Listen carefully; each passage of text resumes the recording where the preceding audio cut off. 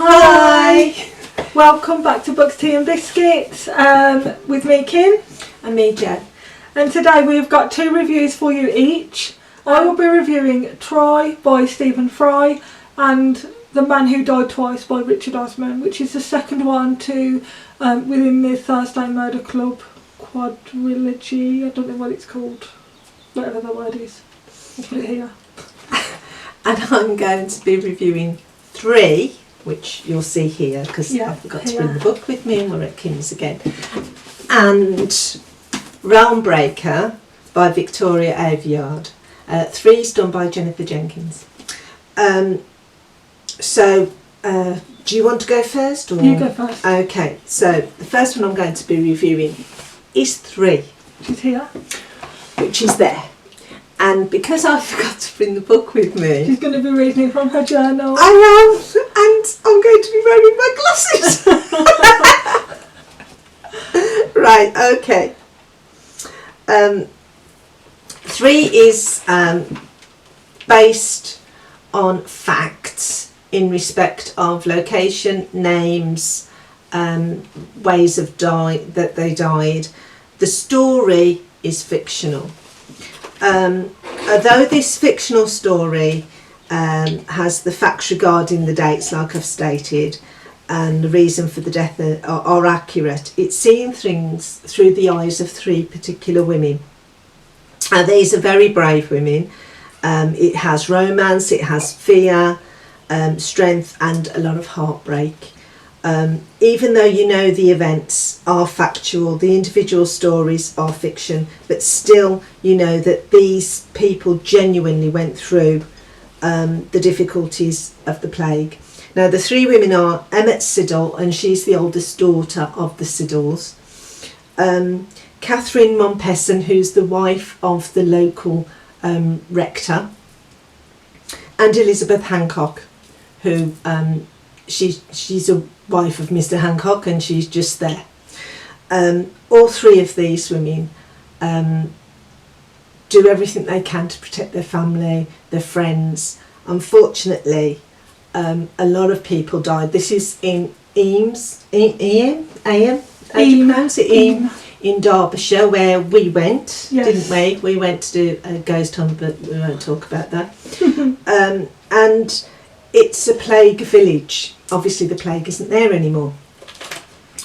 The synopsis is, in 1665, a box from London brought more than cloth from plague-ridden London to the quiet village of Eam in Derbyshire.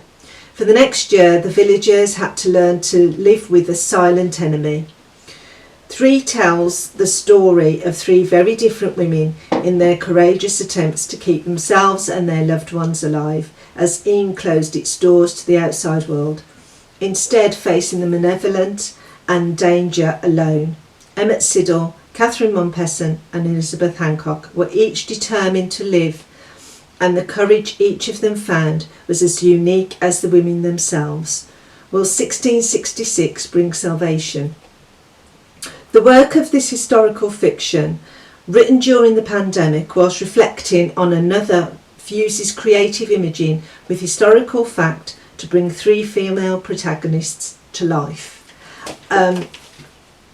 Unfortunately, which you will find out, these women really existed. Those are their real names.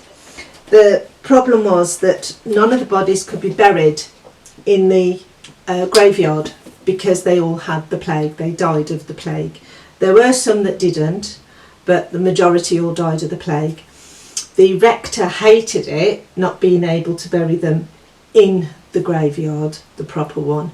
So they were buried outside the church land, weren't they? They were buried on a totally different part of the area. And you can go and see those graves if you ever visit Eam.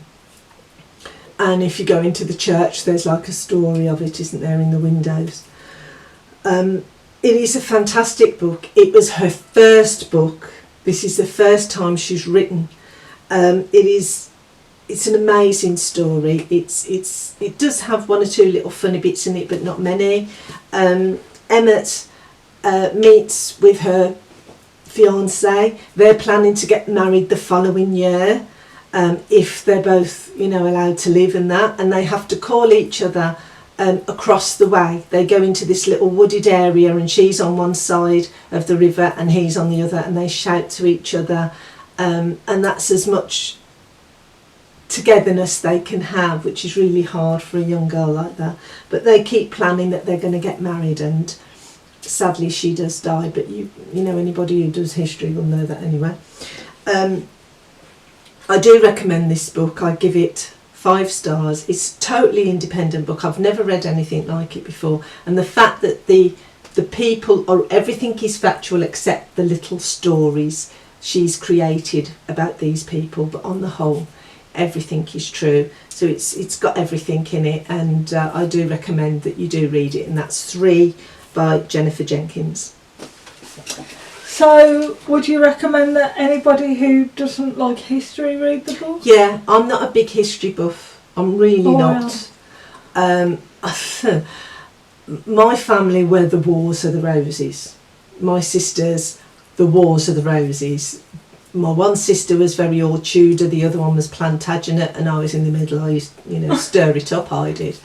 But I hated history because that's reason. how, yeah. But when we went there and I saw this book and started reading it, it really is a good book. You do learn a lot of stuff because obviously it's all factual information there. So, you're given true information. So yeah, anybody, if you hate history, you will still love this book. Well, I can't wait to read it later on in the year. So my review is going to be, my first one's going to be on The Man Who Died Twice by Richard Osman, which is the second book in the Thursday Murder Club quadrilogy. I don't know if that's a correct word. I'll put it here if it's not. I'll try and find out. I don't think it is. I believe it's called something else when it's 4. I'll find out for you. So this is a book that I listened to as an audio book. I was listening to it as I was driving to and from work, or if I needed to drive anywhere I'd put it on.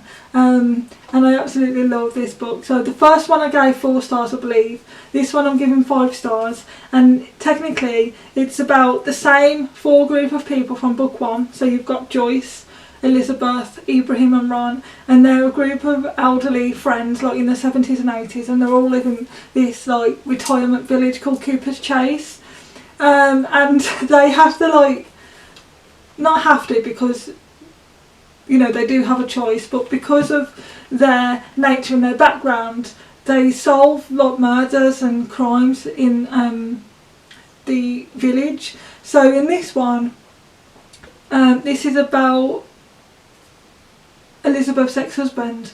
Elizabeth used to be part of MI5, so she gets this letter, and it's from somebody who she knows to be dead.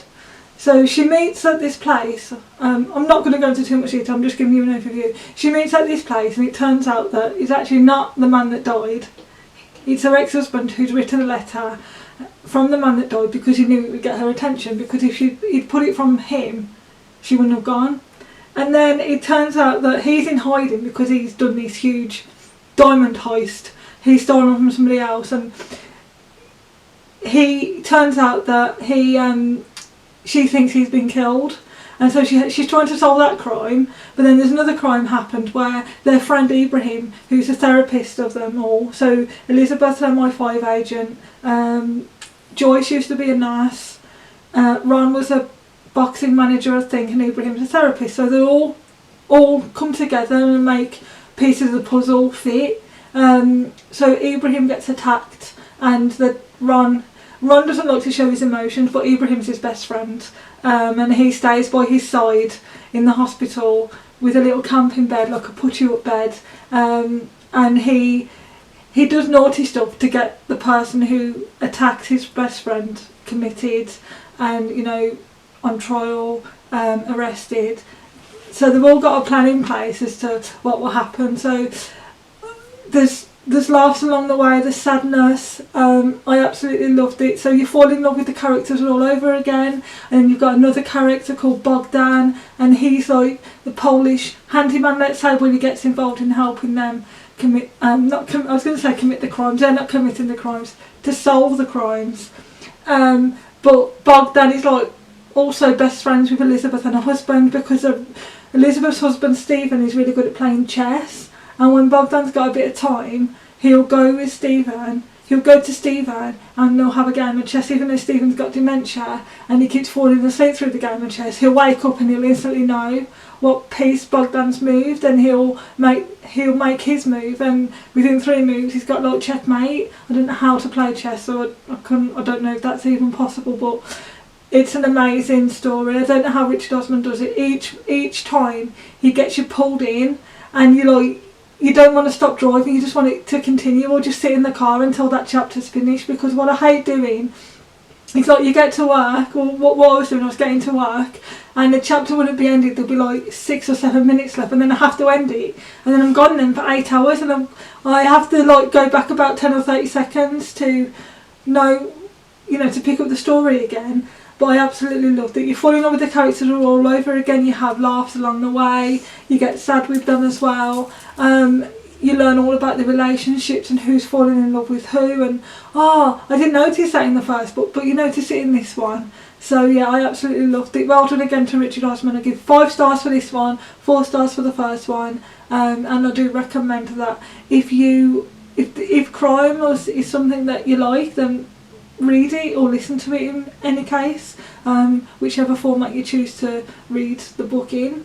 I will be starting the 3rd one soon. I haven't bought it on audiobook or physical book yet, but I think I will be buying the physical book, because I believe the Works has got the set on offer at the moment, 3 for £6. And even though I've listened to the first 2 as an audiobook, I'm going to read the 3rd one as a physical copy, just so I don't have to buy the set and then buy the audiobook as well. So yeah, saves me a bit of money.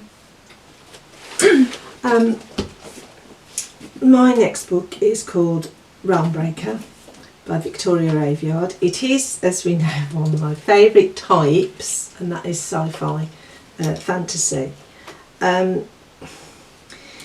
This book sort of reminds me a little bit of David Eddings. If anybody knows David Eddings' books, the Bulgariad, the Mallorean, and several others, all in the similar vein. This is another one, although it's not by him, obviously.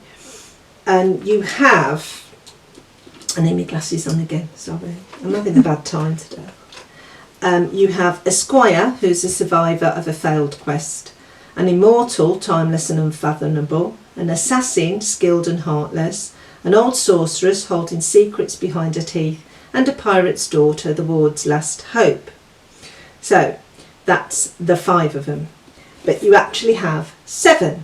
You also have a bounty hunter, and you have a forger. And in the sidelines, for a few chapters, though she doesn't seem to have a big part, is the Immortal's cousin, Rida, of Iona. Now, I've got a feeling that she comes more so in the 2nd book. The thing is, this is about a magic sword. What a surprise. The plot is that there's an evil person, what's known as a spindle, and that's entered the world. And therefore, a fight has now begun. The squire and the immortal were at the same battle, and it was a trap by a character called Taristan.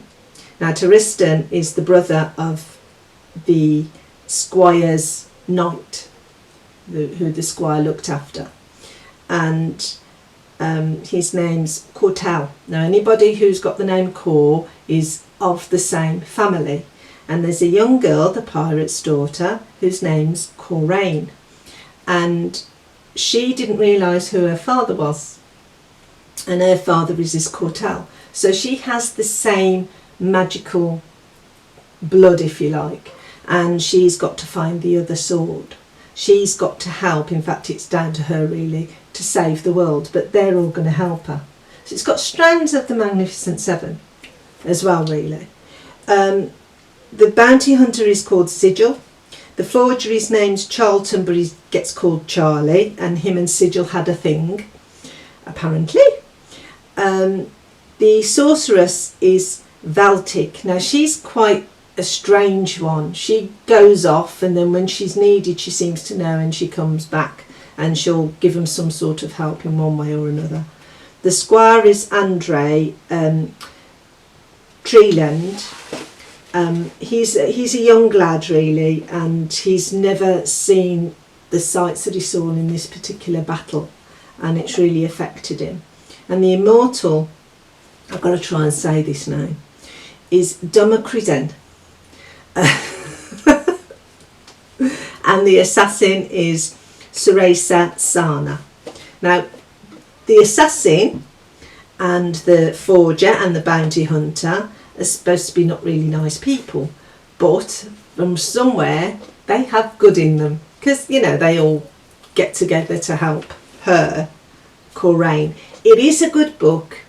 There's a lot of action in it. There's some unusual. There's more to do with the sea, because the pirate's daughter, the pirate being the mother, and she's been left to her own devices, and that's how she's ended up to joining them, because the immortal went to see her and said, "We need you. You are of this family. Only you can help us." So, and they go to the Queen Arida, only to find out that she's marrying the baddie, the bad guy. So they've got her to fight as well. There's a lot of action in it. There's one or two little funny bits, but not many. It has strains of David Eddings in it, because there is a character called Gary, and God knows where he comes into it, but it's a magic sword, and there's loads and loads of sci-fi fantasy books about magic swords, and this is another one of them. I give it 4 out of 5. I did enjoy the story, but as I say, as I was reading it, I was thinking, that's a bit like that, and that's a bit like that. I like the way she does her writing. She's very descriptive, and you can picture one or two things. It's quite complicated because of the immortal. There's some complications, but it is a good book. But there's lots of other books out there, and it's in that vein, so you can't stand it alone. Do you know what I mean? It's nothing like The Hobbit, and it's nothing like any of Alice in Wonderland or anything like that, but it is very much in the vein of a David Eddings with the magic sword and that. But it is a good book, and I did enjoy it. I don't think that's my type of book. So no, this is definitely not your type of book. I do a lot of fantasy and that, and like dystopian, but nothing like that. No, you wouldn't enjoy that one at all. So that's a 4 out of 5, and 3 is a 5 out of 5. What we are going to be doing... I've got to review Troy now. is let her review Troy by... Stephen Fry. Stephen Fry. So I'm just going to get my phone, because I've made a few notes on my phone. So bear with me one sec while I just pull them up. This was an audio one, wasn't it? Yeah, that's why I made some notes. Okay, so as we know, Troy is the 3rd book in the Greek mythology stories that Stephen King has retold. So the first one was Mythos, second one is Heroes. Now the third one, which is 10 hours and 59 minutes long, is Troy by Stephen Fry, and he narrates them himself, and me being a huge Stephen Fry fan, I was so glad they narrated these himself. He also wrote them himself as well. So this is a book about, obviously, the Trojan War, and how the kingdom not only what am I trying to say, what's the word I'm looking for, like, it fell twice, didn't it?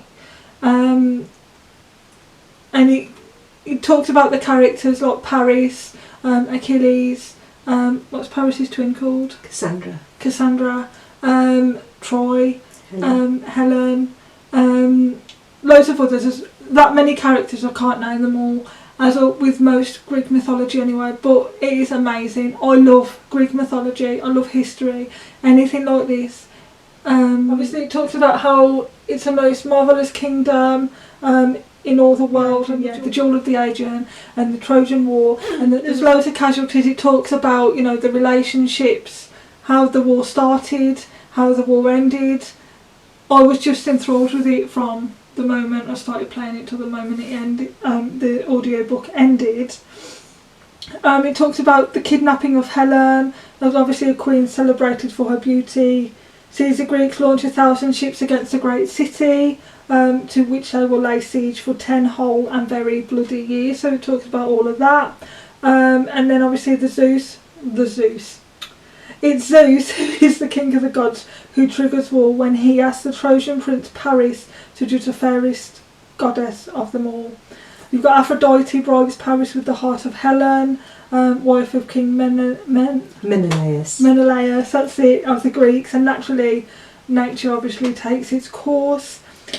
It goes into detail about it being a very terrible and brutal war with casualties on all sides. The Greeks cannot defeat the Trojans since Achilles, the Greeks' boldest warrior, is consumed with jealousy over an ally's choice of lover, the Trojan slave Briseis, and will not fight. Obviously the stage is then set for the oldest and greatest story ever told. It sets the stage for the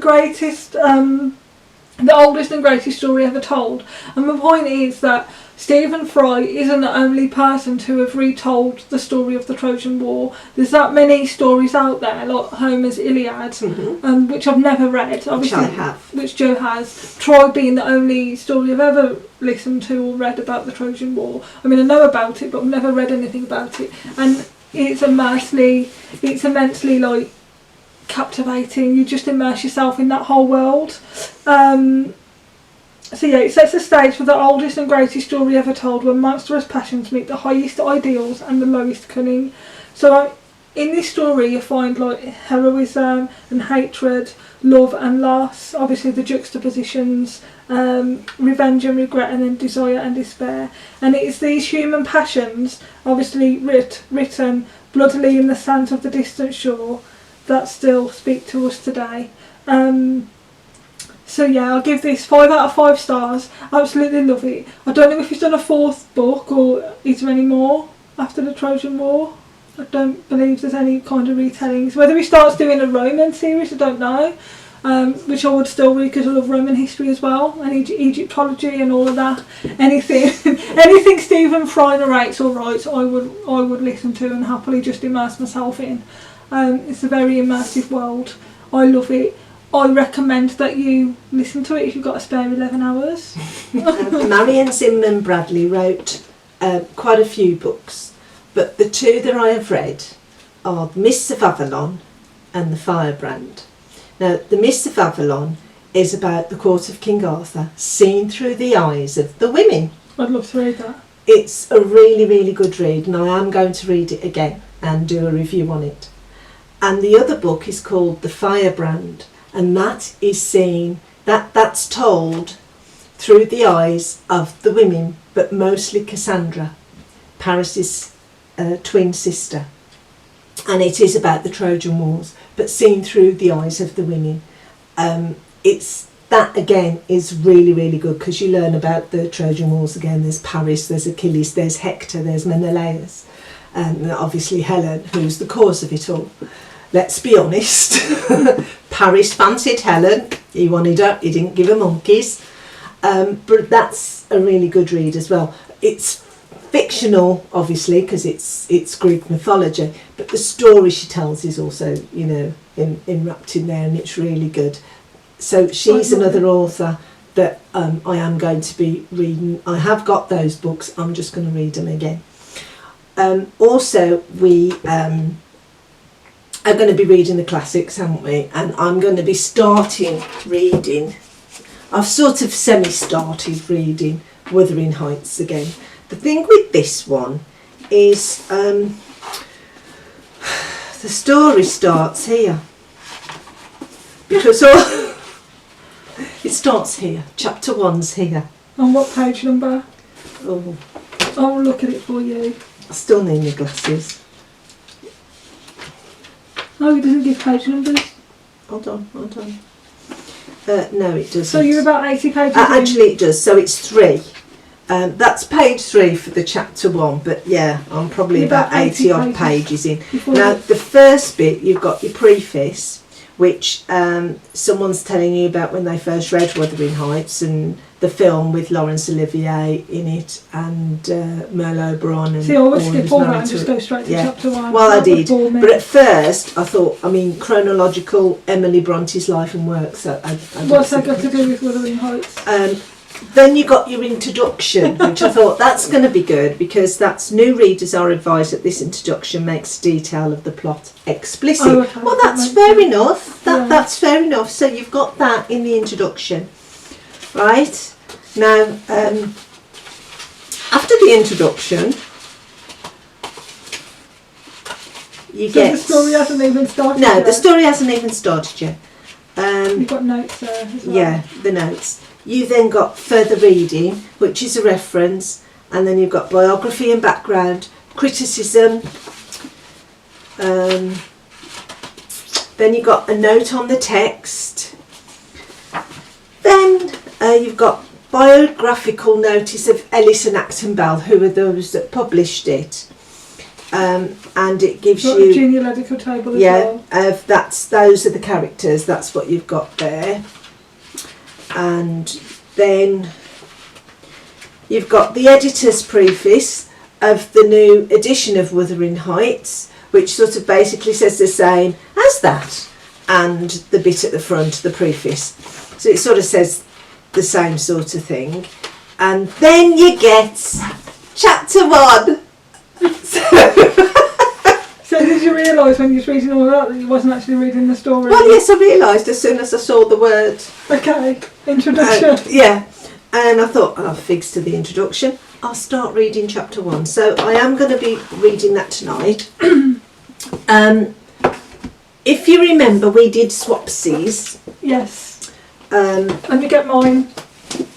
I am here, sorry, I've just gone off camera for a little bit. She's gone off camera for a bit. I'm going to take these glasses off because and we did swapsies. I got Book of the Night by Holly Black from Kim, and Kim got Two Wrongs by Rebecca Reed from Jo, who got this from her friend Pamela. Yeah, hi again, Hi, Pam. I'll be up there soon. And I finished reading this now, but I'm not going to do the review yet till Kim's finished reading that. And I've got that much left. I'm on page 220. So you reckon in a couple of weeks? No. No. You meant for me to finish the book? Yeah. No, for us to do the review, you know. I was going to say, I'll get that done in the day. No. For us yeah, to do the because review. we've got 2 other videos already pre-planned. So that's going to be in a couple of weeks' time, a couple of videos. Also, you're going to be finishing. yes, I'm going to.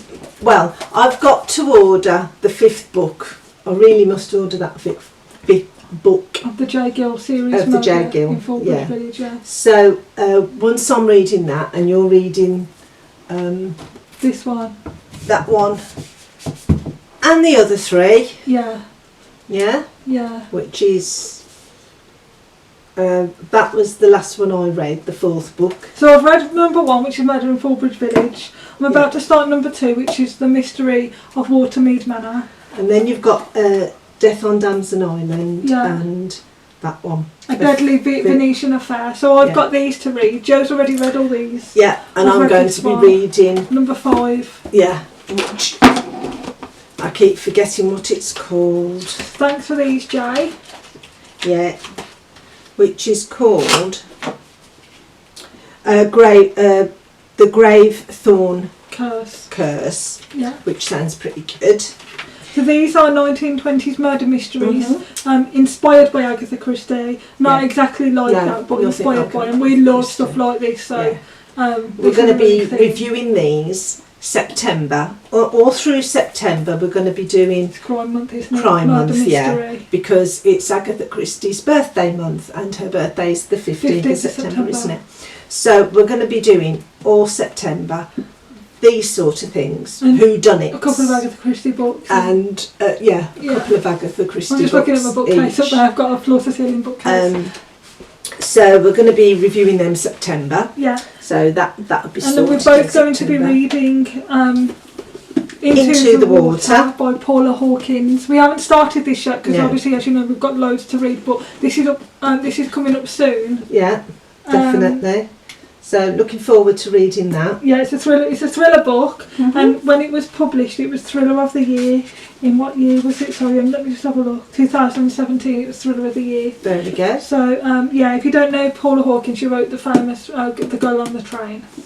I've heard of that book. I need to read that book, Yeah. actually. I think it'd be good to read that book. So that's another one we're going to be reading over the next few months. So that's already my 6 I've got to read now. Just going to just do some more now that she's going to be reviewing.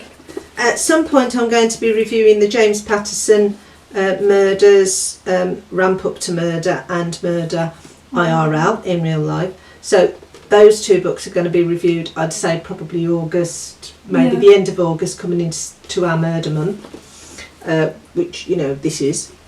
And I am at some point definitely going to be reading Elizabeth is Missing, which I still find difficult to read at the moment, but I have given it another go.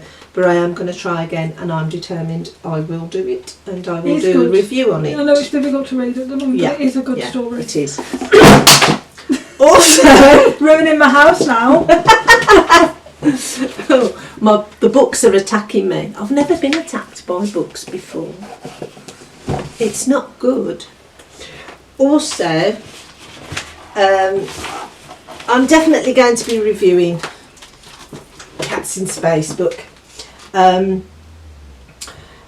This was written by the guys, and it's all to do with their first album, Too Many Gods. It does have a side title of Destination Unknown. Now, Destination Unknown is from a different album, but it's, you know, Too Many Gods. So that's what it's about. It's all about the music. It's not any egos, no egos. It's all about the music. They're starting a tour July the 20th. They're in Bracknell.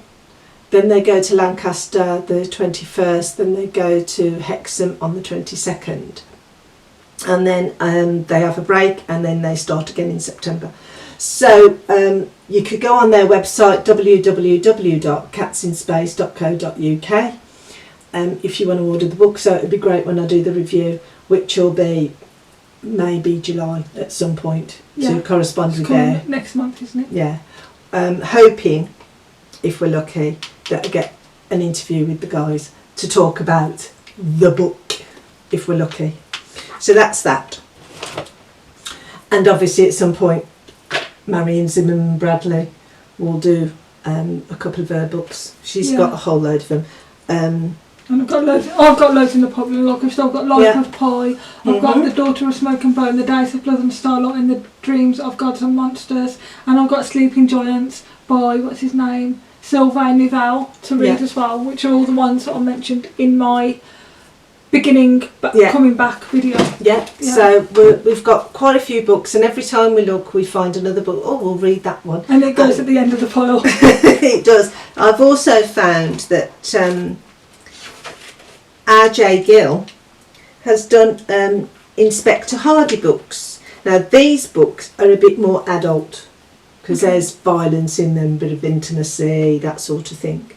And there's 1, 2, 3, 4, 5, 6 books to that series.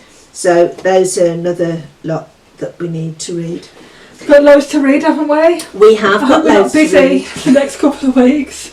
Months, years. So yeah, that's what we're going to be doing. We hope that you enjoyed the reviews that we've done. And had a good laugh at me all the time. Please put some, you know, any comments on the bottom of the video, books you want to read, books you'd like us to read when we get the moment. Or just even saying hi. Yeah, hi. Just hello. What are you doing? You know. Are you a pair of fools? yeah. We don't mind that. We don't mind that. So we'll say to you goodbye. Yeah, thank you for watching, guys, and keep reading. And stay safe. Bye. Bye.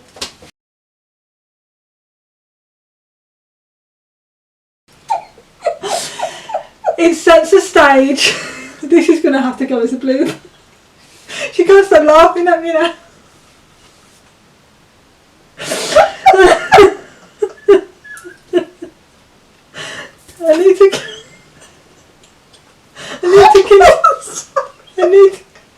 I need to continue. I know, I'm sorry, Stephen Fry. Yeah, so Stephen Fry.